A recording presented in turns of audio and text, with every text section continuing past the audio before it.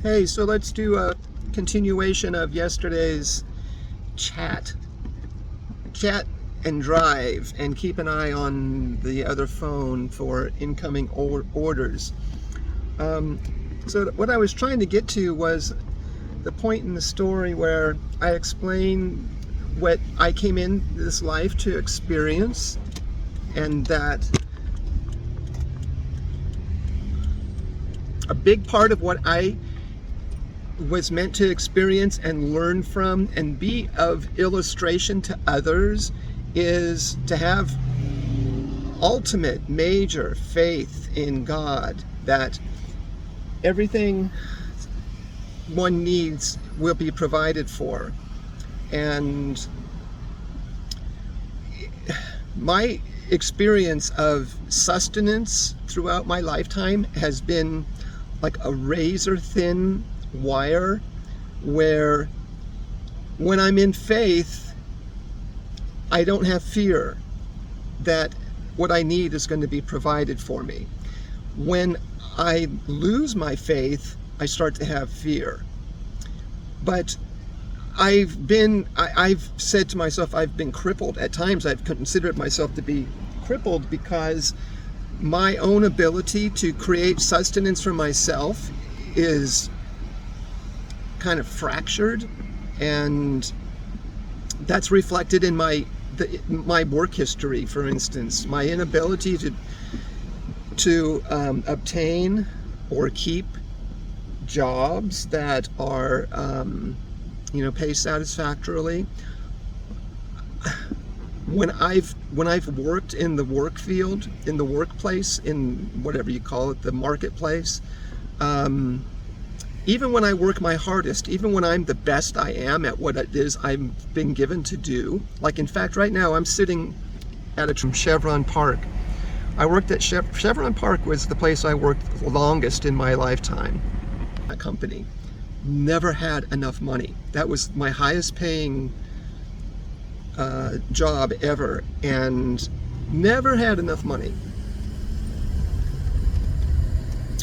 That's partly an experience of not fully being, grateful for what you do have, but still it boils down to your perception, your conception of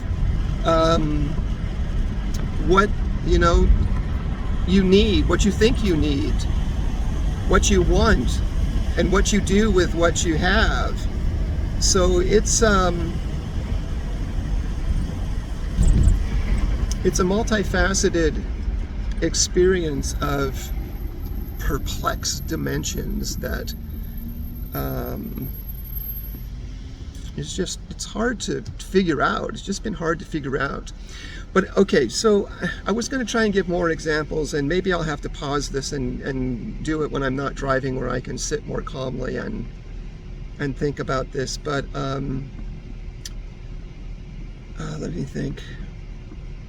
I think part of what my experience has been is to be a testimony of how it's possible to live in this world, to survive and exist and be happy and be healthy with little, but also with just faith that God is always going to take care of you. That's part of what I feel like my experience with DoorDash is, which I'm doing right now. Can I say that? I'm out doing it right now. There haven't been any orders. I've been signed on for 45 minutes.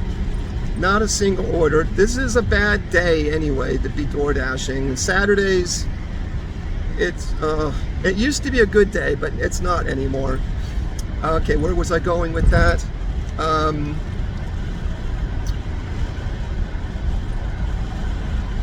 Okay, where I live, this community that I live in, this is an upper middle class community. Upper middle class. And everybody here drives a new car. Most people do. Not everybody. I don't.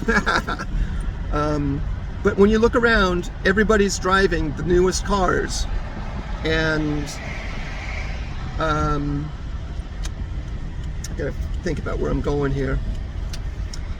And they live in the big fancy houses.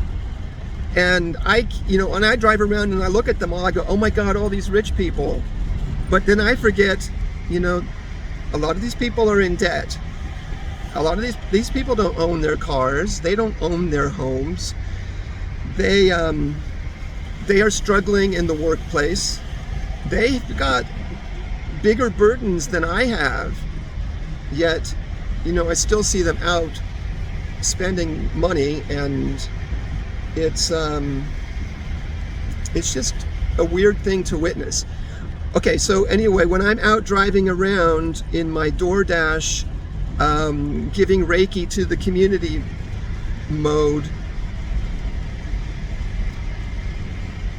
that's part of who I'm ministering to, are these people that are in debt, are struggling, don't know, where their next meal's going to come from. I mean, the rich suffer like that as well. And what I've experienced all my life, I'm still alive. I have not died from starvation yet. I have not become homeless yet. God continues to provide me what I need to live this comfortable life that I live.